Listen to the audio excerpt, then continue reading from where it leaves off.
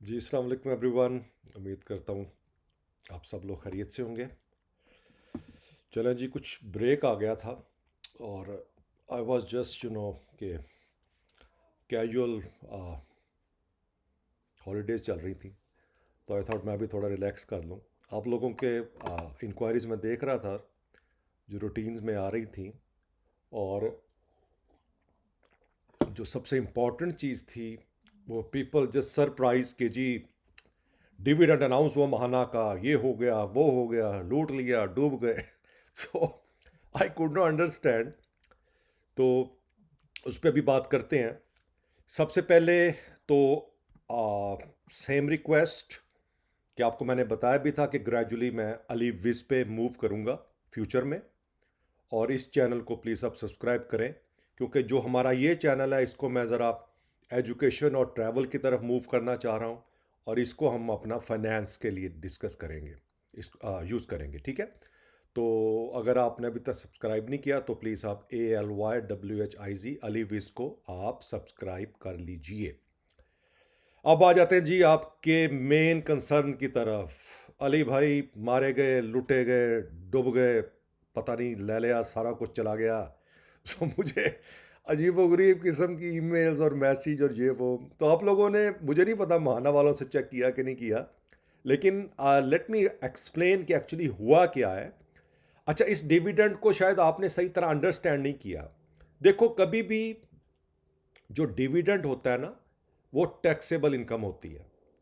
अगर आपने जैसे PSX के स्टॉक्स लिए हुए हैं, तो अगर आपको वो भी डिविडेंड दे रहे हैं ना, तो अगर आप अपनी डिविडेंड वाला स्टेटमेंट चेक करो, तो अगर आप फाइलर हो या नॉन फाइलर हो, तो आपका टैक्स और ज़कात डिडक्शन होती है। इसी तरह ही अगर आप महाना में देखो, तो पूरा साल वो आपको पे करते जा रहे हैं, लेकिन आप अर्न तो कर रहे हैं ना उसके ऊपर। तो जब अब वो अर्न आप कर रहे हैं, तो आप कैसे टैक्स पे करेंगे उस पे? आपने तो वो अमाउंट तो अब आपकी वो गिरनी नहीं, राइट? क्योंकि ये कौन सा कोई महाना की जो इन्वेस्टमेंट है, इसमें जो आपने प्रॉफिट अर्न कर लिया है वो तो अब आपका सेम ही रहेगा या वो बढ़ेगा। तो उस सूरत में मुझे नहीं पता कि आप लोगों ने क्यों इसमें आके इतना जो है वो इशू बना लिया। तो लेट मी एक्सप्लेन कि हुआ क्या। महाना ने ये अनाउंसमेंट भेजी वाया ईमेल, आपको भी पता होगा कि जी हम 15 रुपए का डिविडेंड दे रहे हैं, एक्स डिविडेंड, और जून 12 उन्होंने रख दिया। इधर उन्होंने लिख दिया आपको, this is not extra profit, a dividend is simply a portion of the pro income that you have already earned from your investment being distributed to you। तो उन्होंने यहां पर ये लिख दिया था, आप अपनी ईमेल्स को देखो, ये उन्होंने भेजी होगी कि ये भाई एक्स्ट्रा प्रॉफिट नहीं है, हम जो भी आपको पैसे दे रहे हैं, ठीक है, ये ऑलरेडी जो आपने अर्न कर लिया है, ये आपको सिंपल जो उसका पोर्शन है उस पर इसकी डिस्ट्रीब्यूशन जो होगी। फिर इन्होंने आपको क्या किया, आपको ऑप्शंस बताई। उन्होंने कहा कि ये आपने टोटल प्रॉफिट बनाया, ठीक है, जो आपने टोटल प्रॉफिट बनाया इसका 15% जो होगा गवर्नमेंट 50% एक्स टैक्स, अगर आप फाइलर उस सेंस में। और उन्होंने फिर आपको ऑप्शन क्या दी, दो ऑप्शन दी। ऑप्शन 1 क्या था कि रीडिप्लॉय डिविडेंड, यानी कि 15% capital gain tax will apply on a redeployment with automatically री इन्वेस्टमेंट ग्रोथ। तो जो आपका, जो भी आपने अर्न किया उसमें से 15% जो होगा वो गवर्नमेंट ले जाएगी, और बाकी जो आपका होगा वो री इन्वेस्ट हो जाएगा। ऑप्शन 2 क्या थी, 25% टैक्स फाइलर और 50% non filer dividend tax will apply on cash payment transfer to your bank account. तो अगर आपने इसको री इन्वेस्ट नहीं करना, तो आप अगर फाइलर हैं तो 25% आप टैक्स भरेंगे, या नॉन फाइलर हैं तो आप 50% डिविडेंड की अमाउंट का करेंगे, और वो आपको जो होगा वो बाकी आपके बैंक में आ जाएगा। अब हुआ क्या, मैं आपको चीज़, अब आपको जो कंफ्यूजन हुआ, आप ये समझ रहे थे कि जो हमने कमा लिया वो सारा हमारा, और इसके अलावा हमें 15% एक्स्ट्रा आ रहा है। वो 15% भी आप ही के पैसे ने कमाया है, पर उसके ऊपर टैक्स पे नहीं हुआ हुआ था। तो बेसिकली इन्होंने क्या किया, वो एडजस्टमेंट करके टैक्स आप लोगों से रिसीव कर लिया। फिर उन्होंने आपको डिस्ट्रीब्यूशन के लिए यह भी बताया था कि आपने डिस्ट्रीब्यूशन की प्रेफरेंस क्या हो। आपने महाना के वेब पोर्टल पे जाना था, माई प्रोफाइल में डिविडेंड को टैप करना था और अपना प्रेफर्ड डिस्ट्रीब्यूशन मेथड चूज कर लेना था, यानी 1 और 2। और दूसरा आपने ऐप में जाना था। अब मैं आपको बताता हूं, देखो यहां क्या हुआ। रिमेंबर लास्ट मंथ में हमने डिस्कस किया था इनको, इस पोर्टफोलियो को। तो इसमें क्या था, हम एक 179,207 पे थे और 23,807 इनके साल का टोटल प्रॉफिट था। अब इसके ऊपर टैक्स पे नहीं हुआ था 23,807 पे।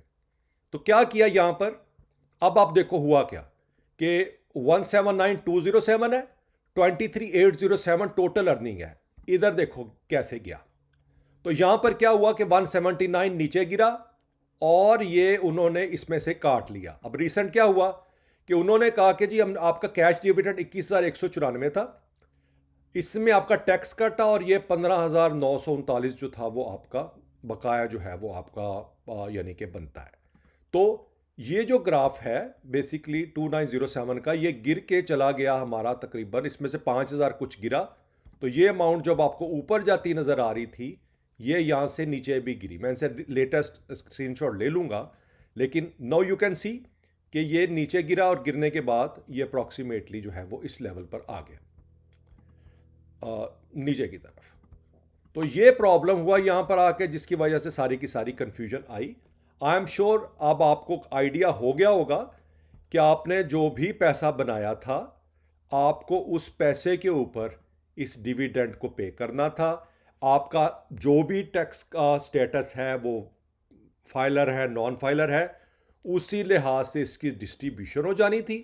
अगर किसी का ज़्यादा कटा है तो डेफिनेटली वो फाइलर नहीं होगा। अगर किसी का लेकिन ज़्यादा नहीं काटा, उन्होंने उसी लिहाज से लिया, ठीक है। और अब जैसे ये अकाउंट है तो इनका उन्होंने 15% के लिहाज से लिया। ये हर दफ़ा होगा तो सारी की सारी ये पैसे आपके नहीं हैं।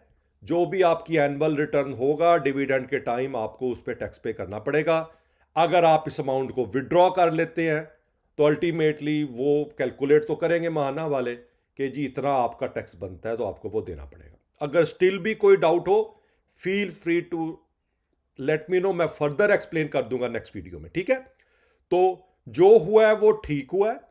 और हां, अब जब टैक्स फाइल करो तो आप अपनी टैक्स रिटर्न में इस चीज को एक्सप्लेन कर देना कि जी मैंने इस तरह महाना के थ्रू इतना अपना डिविडेंड जो है वो टैक्स पे किया। जैसे ये साहब जो है मेरे दोस्त हैं जिनका ये है, तो वो भी अब क्या करेंगे कि वो भी एक्सप्लेन कर देंगे जी मैंने 5,255 जो है वो टैक्स पे किया है। 21,000 मेरा डिविडेंड था, 21,194, उसमें से ये टैक्स किया और ये बाकी उनका री इन्वेस्ट हो गया, ठीक है जी। तो ये तो हो गया महाना की कंफ्यूजन का। कोई लुटे नहीं गए, कोई परेशानी की बात नहीं है इसमें।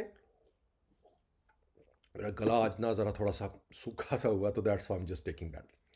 तो उसमें आपने कोई भी जो है वो कंफ्यूजन नहीं लेनी है, ठीक है जी। अब आ जाता है एक इंपॉर्टेंट टॉपिक, मार्केट 1,30,000 काफ़ी। मैं तो एक्चुअली लास्ट 2-3 वीक से ज़रा क्योंकि हॉलीडेज़ पे था तो मैंने नहीं देखा ज़्यादा। लेकिन अब एक चीज़ आपको बतानी है कि आप ये सेक्टर स्पेसिफिक चीज़ों को ज़हन में रखना। इस टाइम आप जो इन्वेस्टमेंट कर रहे हो ये है PSX का लेटेस्ट। तो KSE 100 में जो कंट्रीब्यूशन हुई है ना अभी तक ये 25 में, सेक्टर्स देख लो आप। सबसे ज़्यादा जो कंट्रीब्यूशन किया है KSE 100 में वो कमर्शियल बैंक्स ने किया है, 15,160 के करीब इन्होंने पॉइंट बनाए हैं। फर्टिलाइजर नंबर 2 पे है, oil and gas exploration number 3 पे है, सीमेंट 4 पे है और ऑयल गैस मार्केटिंग 5 पे है। फिर आ जाता है केमिकल, फिर फार्मास्यूटिकल, फिर टेक्नोलॉजीज। तो अभी जो ट्रेंड चल रहा है आपको भी इसी फ्लो में रहना है, ठीक है। आपने सेफ खेलना है। तो अगर आपने अभी इन्वेस्टमेंट नहीं की हुई या कर रहे हो या जो भी आपका सीन है, सो मेक श्योर जो नीचे के सेक्टर्स हैं इनकी कंट्रीब्यूशन बहुत कम है। ये मार्केट ने करेक्ट होना है, मैं आपको बता रहा हूं।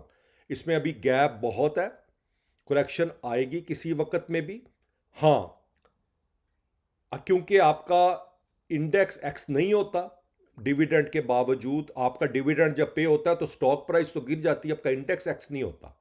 लेकिन इंडेक्स करेक्ट होता है जब कोई इंसिडेंट होते हैं, क्योंकि मार्केट को गिराने चुराने वाले भी काफ़ी होते हैं। So you want make sure कि आपने इन स्पेसिफिक सेक्टर्स के अंदर ही रहना है। ये 5 सेक्टर्स मैं आपको कहूँगा, ठीक है। ऑयल में आप देख लीजिएगा कौन सा, इन कमर्शियल बैंक्स में आप हैं, गुड। फर्टिलाइज़र में आप रहे 4-5 तो कंपनी, मैं एक प्लान बन रहा हूँ कि मैं आपको फर्टिलाइज़र सेक्टर पे ना किस दिन बात करता हूँ, और इसके अंदर हम जितने भी स्टॉक्स हैं उनको तो थोड़ा सा देखते हैं। बैंक्स को तो मैं आई थिंक कवर कर गया था कुछ वीक्स पहले, राइट। मैंने सारा आपको डिविडेंड वगैरह बताया था। 19 बैंक हैं, 19 के 19 बैंक्स में आपको तकरीबन डिविडेंड 1-2 के छोड़ के सारे ही देते हैं। तो bank sector is pretty good. और पाकिस्तान का वैसे भी है कि बैंक साहब को लाख के पीछे 200 भी देगा, पाकिस्तानी फिर भी वो 200 रुपया ले लेंगे लाख को रख के, वो इन्वेस्टमेंट की तरफ नहीं जाएंगे। एक मैंटेलिटी बनी होती है। तो हमारी जो पाकिस्तानियों की मैंटेलिटी है वो ये है कि बैंक में रख के प्रॉफिट खाओ, क्योंकि वो रिस्क फ्री है। तो एक मैंटेलिटी है, यू कैंट।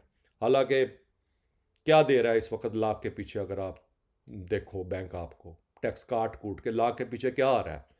अगर मैं फ्रैंकली बताऊं कि अगर मैंने देसी मुर्गा की कढ़ाई खानी है तो लाख रुपए का जो प्रॉफिट होगा ना मुझे महीने का, उसे देसी मुर्गे की कढ़ाई नहीं आनी, क्योंकि बैंक 500-600-700 दे देगा, तो देसी मुर्गा इतने से इससे ज़्यादा का आएगा। तो अब ये हाल हो गया कि लाख रुपए के प्रॉफिट से देसी मुर्गे की एक टाइम की हांडी नहीं पकती है आपकी। और अभी भी हम उन बैंक्स में हम स्टिल इंटरेस्ट खा रहे हैं, लेकिन अच्छे सेक्टर्स में इन्वेस्ट नहीं कर रहे। बस एक मेंटेलिटी बन गई है, व्हाट कैन आई से। अल्लाह के बंदो, अगर स्टॉक मार्केट में डर लग रहा है तो म्यूचुअल फंड में चले जाओ, लेकिन पैसे को वेस्ट मत करो।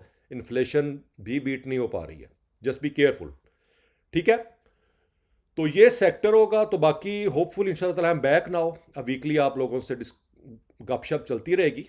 कोई कन्फ्यूजन हो, अगेन एनी आंसर हो, you can have my email address और ट्विटर एक्स और इंस्टाग्राम।